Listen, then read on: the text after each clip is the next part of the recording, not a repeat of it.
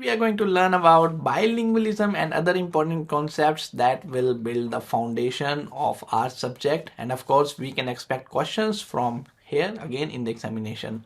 So let's start with bilingualism.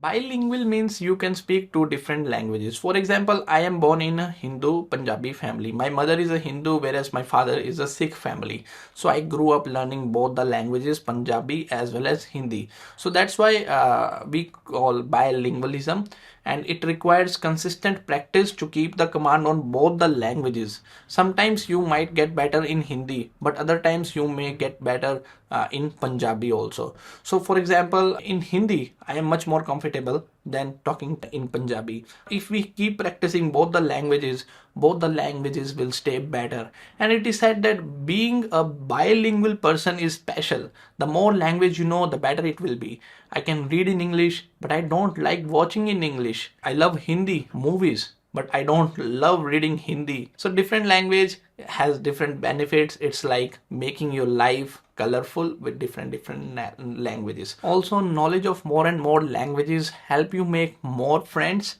understand different kinds of people, and learn about new cultures. So remember that bilingualism as well as multilingualism both are same. Earlier they used to be considered different, but these two words are considered same today. So we can say that India is a multilingual country, whereas China and Russia is a monolingual country. But then again, it is also said that every human being on this earth can speak at least two languages. According to researches, everyone on this planet can speak at least two languages. So we all are bilingual people. We are all are multilingual people. Multilingualism is not used nowadays. Bilingualism is used for the people who can speak more than two languages, or who have the knowledge of two languages or more than two languages. So that is what bilingualism means. Next we have Paul Grice Cooperative Phenomena. Okay, it says that everyone must be remain in cooperation, and that is cooperative principle. For example, two people are dancing. So to dance well, both the partners remain in the cooperation with each other, following the rules and actions with each other. Paul Grice Cooperative Principle says that we are talking to each other, and we are knowingly and unknowingly following a lot of rules. And when we break these rules, it creates confusion or it creates humor.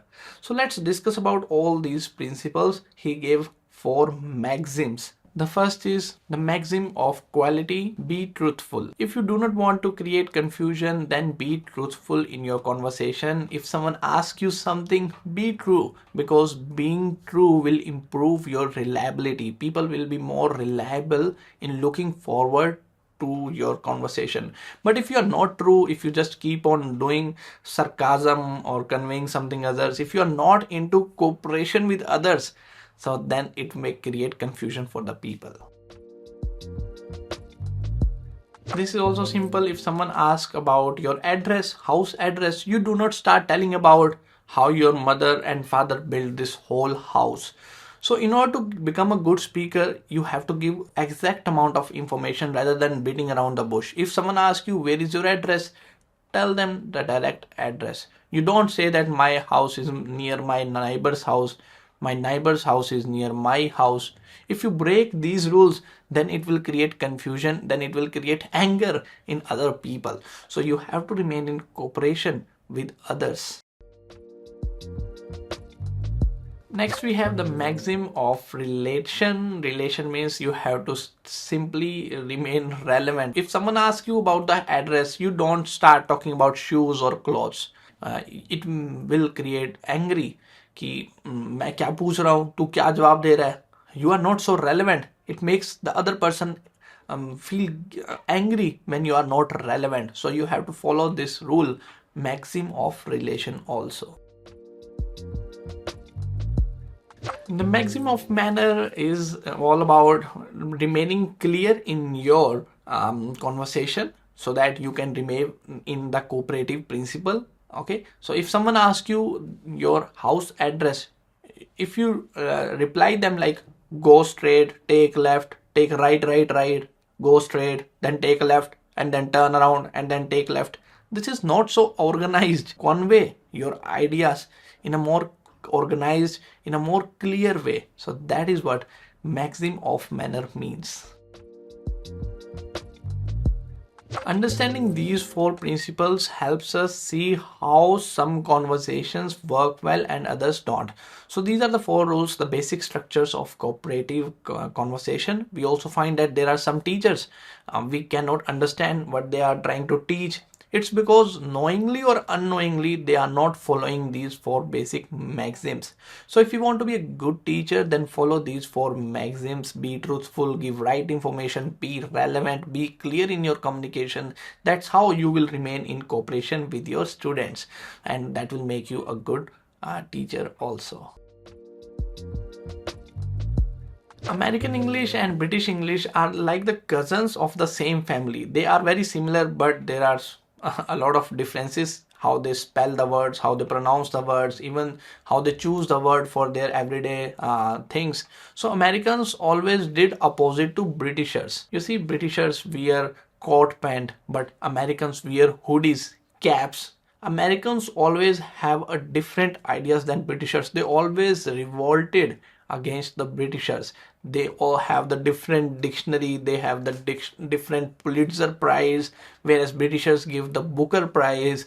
They have the different spellings, they have the different pronunciation. So Americans are always against the Britishers to show them that yes, our language also matters a lot.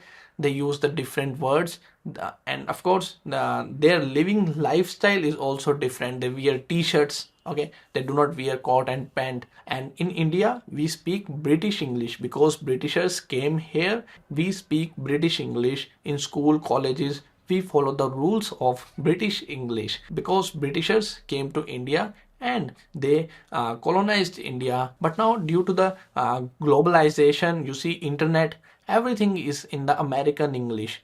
Google, ChatGPT, Facebook, all these are developed by the Americans. So sometimes Indians also get confused because these Google and all those things use the American English. British English writes do not. American English says doesn't. Okay. British English says did not. American English says didn't. British English says is not. American English says isn't. So when you are writing a formal language, then you should not use the comma. You should always use do not rather than don't, does not rather than doesn't. So doesn't is an American English, but as an Indian we use the British English. So we have to use the sentences in a way that relies on the British English. Back in 1756, Samuel Johnson wrote British Dictionary. We have already discussed in Bibles and magazines video lecture. So he used the term American dialect. And according to him, Americans were speaking English incorrectly or in an uncivilized way. So they didn't like Americans, how they use the words, how they change the spellings, how they pronounce the words. But Americans took pride in their language, and after the independence of 1776 they wanted to create their own language. They wanted the English to become independent also. And here we have Noah Webster, who later created the famous Webster's Dictionary, said in 1789 that America needed its own way of speaking English, just like we have our own government. We need our own language. So Americans started picking up new words from Native Americans and Spanish speakers. And this big change came in 20th century after the World War I. 1918, America became the most powerful nation in the world. And American English started appearing more in books, more in movies. It became very popular. Okay, people around the world started learning American English instead of British English. But then again, here is funny thing that American English is popular worldwide. But then Americans are also worried that they are speaking incorrect English. Today, Americans feel that their English is incorrect. They do not have rules. Even they are producing some sort of unknowledgeable language. For example, Americans used ain't. Okay, they always say I ain't go to the college. I ain't know you. So wherever they have to use the verb, they use ain't, A-I-N apostrophe T. This is uncivilized way, and Americans are worried that why everyone is using the word ain't. American language, like other language, keeps up picking the words, new phrases, especially from technology and popular culture, and it is continuously evolving. Alright, so these are the things that you have to remember for your examination, and in the next video we will discuss some more topics. That's it for this. Thank you.